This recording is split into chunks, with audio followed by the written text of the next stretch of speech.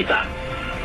Selama banteng-banteng Indonesia masih mempunyai darah merah yang dapat membikin ketarik air putih, merah dan putih. Mungkin banyak yang mengatakan atau sempat berpikir bahwa semakin hari negeri ini semakin tidak punya arah. Muncul kerusakan di mana-mana. Dan bertanya, apa sebenarnya masalah negeri ini? Siapa sebenarnya musuh negeri ini?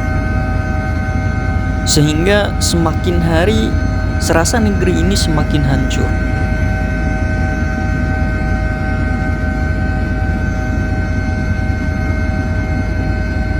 Indonesia hilang arah. Quo Vadis Indonesia? Tanda tanya. Ini hari, Indonesia seperti tidak memiliki arah dalam menganalisa kebijakan dan program ideal untuk menyehatkan kondisi negeri. Mulai dari ekonomi, politik, hukum, tata kelola pemerintahan, dan bahkan mungkin dari segi sosial. Dan mungkin itu terbukti dari berbagai program dan arah kebijakan yang pekat dengan kritik dan penolakan. Dan tentu kritik itu adalah dari pakar dan data yang sulit untuk tidak dibenarkan. Bukankah begitu? Puisi dari Mbak Oki Madasari, seorang sastrawan sosiologi Indonesia, adalah: telingaku mendengar 19 juta lapangan kerja, tapi mataku melihat PHK di mana-mana. Telingaku mendengar jutaan makan bergizi, tapi mataku melihat kehilangan daya beli. Telingaku mendengar pidato berapi-api, tapi mataku melihat jeritan rakyat tiada henti. Itu adalah penggalan puisi dari Mbak Oki Madasari. Dan 2 dekade berlalu,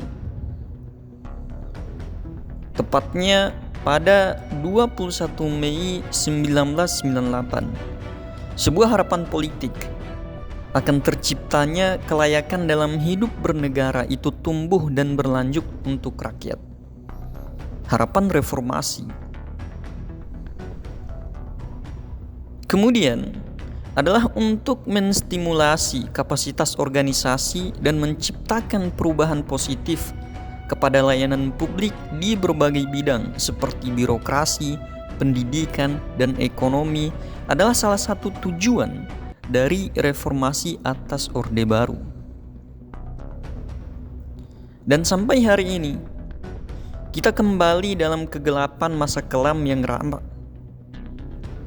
Kembali dalam kegelapan masa kelam yang sama rasanya, dan mungkin hanya berganti nama. Quo Vadis Indonesia seharusnya sekarang bisa diramu oleh para intelektual muda kampus, itulah mahasiswa, yang punya seperangkat alat timbang untuk menentukan Indonesia mau jadi siapa, kemana, dan untuk apa Indonesia ke depannya. Dan Syahdan, babak baru dari awal Astacita Prabowo disambut dengan kepulan asap dan ban bekas demonstran sebagai wujud penolakan, ketidakpuasan, ketidakadilan, ketidakjelasan, dan segala rupa kegagalan di awal Prabowo Gibran berkuasa. Asap membumbung tinggi, penolakan di mana-mana. Dan inikah tanda bahwa negeri ini sudah menjadi tumbal untuk kapitalisme?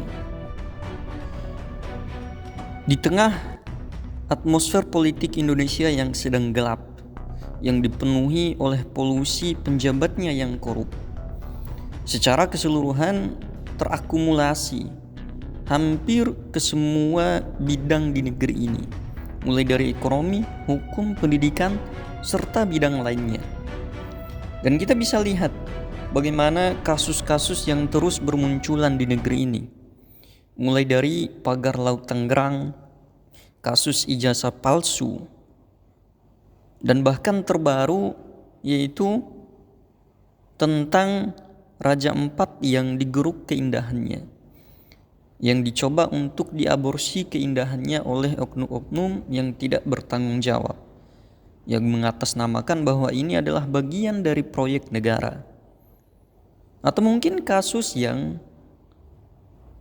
melibatkan antara Aceh dan Sumatera Utara yang diduga mengklaim dari pihaknya masing-masing 4 pulau. Mungkin sulit untuk menghitung bagaimana banyaknya kasus yang terus bermunculan di negeri ini. Maka masyarakat terus bertanya, apa penyebab negeri ini semakin hari semakin jauh dari cahaya keadilan? Apa yang mesti kita nyalakan agar bangsa dan negeri ini kembali terang?